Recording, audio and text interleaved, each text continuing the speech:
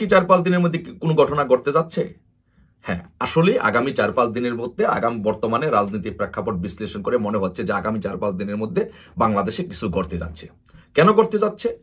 দেখেন, ইউনূস বাংলাদেশের মানুষকে কিভাবে মেটিকুলাস ডিজাইনের মাধ্যমে একের পর এক এই দেশের রাজনৈতিক দলগুলোকে এবং বাংলাদেশের জনগণকে কিভাবে ধোঁকা দিয়ে যাচ্ছে দেখেন।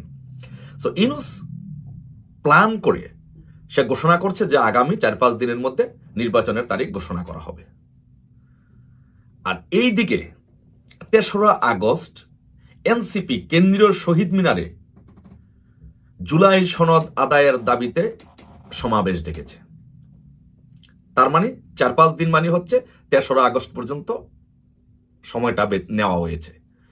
তো 3রা আগস্ট যদি এনসিপি যে সমাবেশ ডেকেছে, যে কেন্দ্রীয় শহীদ মিনারে জুলাই সনদ আদায়ের দাবিতে যে সমাবেশ ডেকেছে, এই সমাবেশ গিয়ে কি হবে, তাদের দাবি দাওয়াগুলো কি, তারা কি করতে চায়। সো তারা এই জুলাই সনদ আদায়ের জন্য তারা যে সমাবেশ ডেকেছে, সেই সমাবেশে জুলাই সনদের মধ্যে তারা যে জিনিসটা করতে চায় যে সেটি হচ্ছে প্রথমত তাদের দাবি হচ্ছে গণপরিষদ নির্বাচন দিতে হবে। মানে তারা বর্তমান যে এক্সিস্টিং কনস্টিটিউশন আছে, সংবিধান আছে, সেই সংবিধানটা স্থগিত করতে চায়, ছুড়ে ফেলে দিতে চায়, নতুন সংবিধান প্রণয়ন করতে চায়। তো নতুন সংবিধান প্রণয়ন করতে হলে কি লাগবে? সংসদ লাগবে। তো সংসদ যদি হতে হয় তাহলে নির্বাচন লাগবে, কিন্তু তারা তো নির্বাচনের পথে হাঁটতে চায় না, তারা বিকল্প রাস্তায় যেতে চায়। তো বিকল্প রাস্তায় কি? তারা গণপরিষদ নির্বাচন চায়। মানে গণপরিষদ নির্বাচনের মাধ্যমে তারা নতুন সংবিধান প্রণয়ন করতে চায়। তারা সেকেন্ড রিপাবলিক ঘোষণা করতে চায় সংবিধান স্থগিত করে। এখন দেখেন, ওইদিকে ইউনূস আবার বলেছে যে 4-5 দিনের মধ্যে নির্বাচন তারিখ ঘোষণা করবে। সো দেশের মানুষের সাথে প্রতারণার ফাটটা লেভেলটা দেখেন কিরকম, এবং দেশে কি হতে যাচ্ছে এটা দেখেন। সো 4-5 দিনের মধ্যে নির্বাচনের তারিখ ঘোষণা করবে। এর মধ্যে 3 তারিখে তার যেই পালিত সংগঠন, পালিত পুত্রদরকে দিয়ে, এনসিপিকে দিয়ে শহীদ মিনারে সমাবেশ ডেকেছে।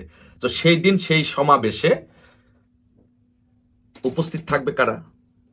সেই সমাবেশে উপস্থিত থাকবে জামাত, হেফাজত, ইসলামী শাসনতন্ত্র আন্দোলন সহ ইসলামী দল সহ এনসিপি উপস্থিত থাকবে। এখন ওই সমাবেশে এনসিপি যদি জামাত, হেফাজত, ইসলামী আন্দোলন তাদেরকে নিয়ে কয়েক লক্ষ লোক নিয়ে ওইখান থেকে ঘোষণা দেয় যে গণপরিষদ নির্বাচন দিতে হবে, জুলাই সনদ ঘোষণা করতে হবে, সেকেন্ড রিপাবলিক ঘোষণা করতে হবে এবং নতুন সংবিধান প্রণয়ন করতে হবে, এর আগে কোনো নির্বাচন নয়, তখন ওই সময় ওইরকম যেমন মনে কর আওয়ামী লীগের নিষিদ্ধর দাবিতে যেমন শাহবাগে জামাত, শিবির, ইসলামী দলগুলোকে জড়ো করে মার্চ টু যমুনার দিকে রওনা করা হয়েছে, একদম জনগণের চাপে, একদম ওই ইসলামপন্থীদের চাপে ইউনূস আওয়ামী লীগ নিষিদ্ধ ঘোষণা করে দিয়েছে। একইভাবে একই কায়দায় 3 তারিখে জামাত, হেফাজত, ইসলামী আন্দোলন সহ ইসলামী দলগুলোকে নিয়ে এনসিপি শহীদ মিনারে সমাবেশ করে ঘোষণা দিবে যে আজকে থেকে সংবিধান স্থগিত করতে হবে, সেকেন্ড রিপাবলিক ঘোষণা করতে হবে, গণপরিষদ নির্বাচন দিতে হবে। বাংলাদেশে কোনো সংবিধান নেই, বাংলাদেশের সংবিধান স্থগিত ঘোষণা করা হলো। কিন্তু বিএনপি তো সংবিধান পরিবর্তন চায় না, বা বিএনপি সংবিধান স্থগিত চায় না, গণপরিষদ নির্বাচন চায় না, সেকেন্ড রিপাবলিকও চায় না। এখন কি হবে? সো এখন তাহলে বিএনপিকে ইসলামিক দলগুলো এবং এনসিপির সাথে একটা মুখোমুখি অবস্থান এমনভাবে দাবি করানো হলো, এমনভাবে দাঁড় করানো হলো যে ইউনূস ঘোষণা করবে। দেখেন, ইউনূস মেটিকুলাস ডিজাইনের মাধ্যমে আপনাদের সাথে, আমাদের সাথে, দেশের জনগণের সাথে প্রতারণার লেভেলটা কতটুকু দেখেন। সো সে বলবে যে আমি 4-5 দিনের মধ্যে নির্বাচন তারিখ ঘোষণা করার জন্য প্রস্তুত ছিলাম, আমরা বলেছি 4-5 দিনের মধ্যে নির্বাচন ঘোষণা করব, কিন্তু এদেশের জনগণ জুলাই আন্দোলনের নেতৃবৃন্দ তারা চায় না যে নির্বাচন হোক, গণপরিষদ নির্বাচন ছাড়া, সেকেন্ড রিপাবলিক ঘোষণা ছাড়া, নতুন সংবিধান প্রণয়ন ছাড়া তারা এদেশে কোনো নির্বাচন চায় না। তো জনগণের দাবি তো আমি উপেক্ষা করতে পারি না। মানে ইউনূস তার পালিত পুত্রদ্বয়কে, পালিত সংগঠন এনসিপিকে দিয়ে এবং ইসলামিক দলগুলোকে দিয়ে একটা সমাবেশের মাধ্যমে মার্চ টু যমুনা এরকম একটা আন্দোলন ঘোষণা করে সে বলবে যে তাদের দাবির মুখে আমি নির্বাচন স্থগিত করতে বাধ্য হয়েছি। তার মানে আপনি তাকে আর দোষারোপ করতে পারছেন না। প্রতারণার লেভেলটা, মেটিকুলাস ডিজাইনের লেভেলটা আপনারা দেখেছেন তো যে কোন দিকে যাচ্ছে। এখন আসেন রাজনৈতিক আলোচনা আসেন। সে যে প্রতারক, ইউনূস যে প্রতারক, এটা দেশবাসী জানে। এই ধরনের কাজগুলো সে করাবে। এখন ঘটনা হচ্ছে, যদি তারা জুলাই সনদ যদি বাস্তবায়ন করতে পারে এনসিপি, এবং সংবিধান যদি স্থগিত করতে পারে এবং গণপরিষদ নির্বাচনের দিকে যদি হাঁটতে পারে এবং সেকেন্ড রিপাবলিক যদি ঘোষণা করতে পারে, তাহলে বিএনপির কি অবস্থা হবে এবং ওয়াকারুজ্জামান এবং রাষ্ট্রপতির কি অবস্থা হবে। এখানে দুইটা বিষয়। যদি এটি বাস্তবায়ন করতে পারে, তাহলে জেনারেল ওয়াকারুজ্জামানের কি প্রকাশ্যে বিচার হবে আওয়ামী লীগকে নির্বাচনে সহযোগিতা করার জন্য 2024 সালে? সর্বশেষ যে নির্বাচন হয়েছে সেই নির্বাচনে ওয়াকারুজ্জামান সহযোগিতা করার জন্য তার কি প্রকাশ্যে বিচার হবে? রাষ্ট্রপতিকে প্রকাশ্যে বিচার হবে?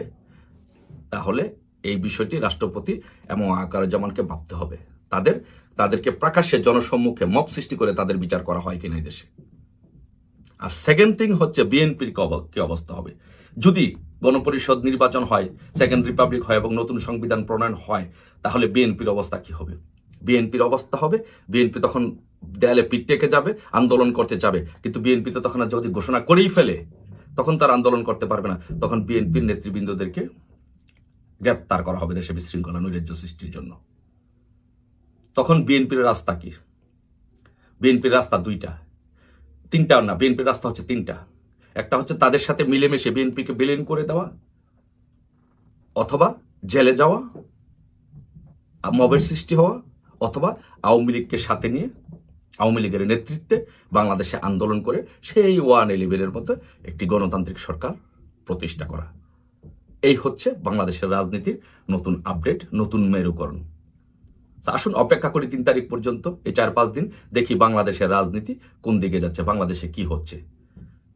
আপনাদের মতো আমরাও অপেক্ষা করলাম, দেখি আসুন। আর আমি মনে করি এইরকম পরিস্থিতিতে যে কোনো বাংলাদেশের পরিস্থিতিতে উদ্ভব হতে পারে।